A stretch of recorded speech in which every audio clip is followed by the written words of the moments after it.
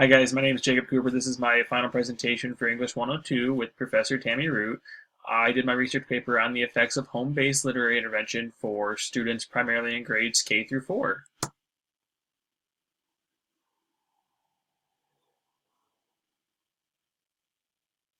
My thesis statement is, though much can be said about reading in the classroom and the strategies teachers use to improve reading, little is said about what can be done outside the classroom to help students reach benchmark reading and literacy standards.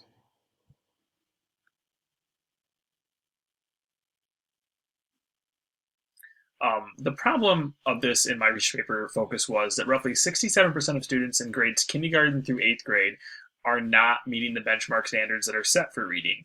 So, total, we have roughly 35.4 million students enrolled in public schools throughout the United States, and 67% of those, so 23.4 million students, are not reading at the level they should be and not reading at the level that their peers are. This is a huge epidemic for the educational industry, and it's hitting schools all across the country. Issues related to not meeting those benchmark standards range from a whole wide array of things. There's lack of development, academic growth. It can create long-lasting issues that put students at risk in other subjects, and it can impact activities outside the classroom, such as sports or after-school clubs that they might not feel as comfortable in. In the elementary setting, students traditionally spend the first 3 years, grades K through 2, learning to read, and then when they get to 3rd grade and moving from 3rd grade even into high school and college, but the 3rd grade is primarily the transition year where students tend to transition from reading, learning to read to reading to learn, and this tends to evolve them throughout their entire academic career, as much of us learned throughout this research project that we're reading to learn, not learning to read. Oftentimes, students who fall behind, they have issues stretching far beyond the book. Without being able to read, write, communicate at the appropriate levels with their peers, they're not going to be as successful as they could be in their schools, and it's virtually impossible to catch up with their classmates. Once a student falls behind in reading, it takes roughly 2 times as long as their peers to continue the development of reading. This can also lead to a higher dropout rate when students reach the high school level and their academic curriculum becomes more challenging and more rigorous. So these are long-lasting issues that can stem from a first grade reading issue that a lot of people aren't aware of.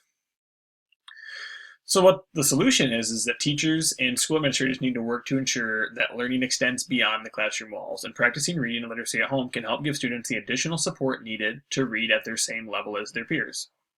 Very simple way, better said than done. So obviously, we want parents to be involved in multiple ways, in as many ways as they can. So how do we do that? One, we need to develop an extension of the classroom into their everyday lives.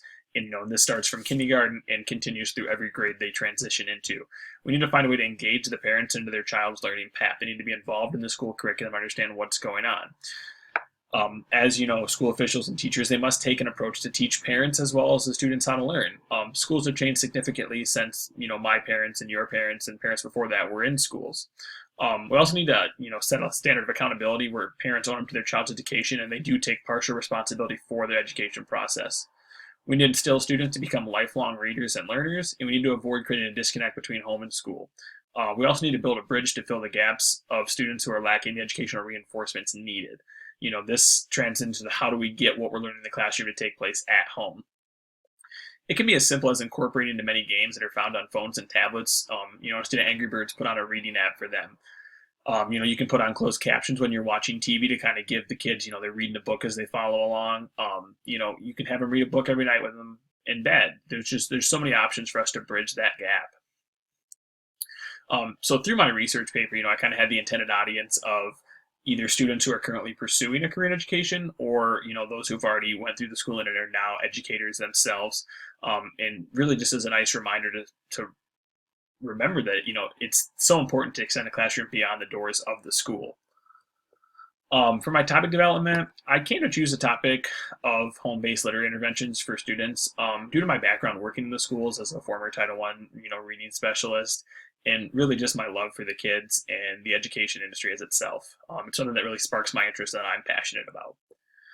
For my research development, when I first started here, obviously I had some background knowledge from working there, but I didn't have any concrete statistics to, pull out of my head. So I just did some quick Google searches and kind of analyzed those using Who Can and Who Can Is to see if they were legitimate or not. And most of them were. Some of them I discarded because they weren't. But, this kind of helped me get a strong level of background knowledge that I could use. I then transitioned into the Siena Heights library databases and did some articles there and found some very beneficial journals. But I also rounded up my research with some more research from taking advantage of my access to the Eastern Michigan University library database system. And this definitely helped pull in a lot of articles that I put into my research paper. Content development, week 2 had the research idea proposal. Week 3 had the thesis statement. 5, I definitely started going through the notes and breaking down my articles the way that it was intended to do, with different ways of taking those notes. Found that extremely helpful for myself. Week 6, I submitted a partial draft that wasn't quite finished for my peers to review. Finished that up between week 6 and week 7 for the final paper being due, and here's my final presentation at work. So just to kind of wrap in why this was important to me, my personal experiences. Previously, I've worked as an academic interventionist for Tecumseh Public Schools here in Tecumseh, Michigan. I learned extensive about the policies and procedures surrounding Title I and how Title I funding works with the state and federal law. I oversaw documentation and management of 20 plus students in my group of Title I students. We had another person who oversaw many more than that. This included, I'm seeing them daily, taking notes, monitoring academic growth, performance, data points, all sorts of things. The students that were on my caseload were students who were struggling significantly and were 2 or more levels below where the benchmark standard was. These students received intensive reading support from me in an effort to get them back on track and be at the same level as their peers are.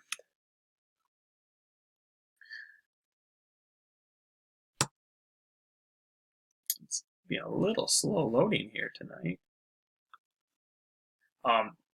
Last, you can see this is my my reference pages here. This is some of the articles that I cited in my paper to help pull my facts together. So I thank you guys for taking the time to watch my presentation, and thank you. Have a great rest of your semester.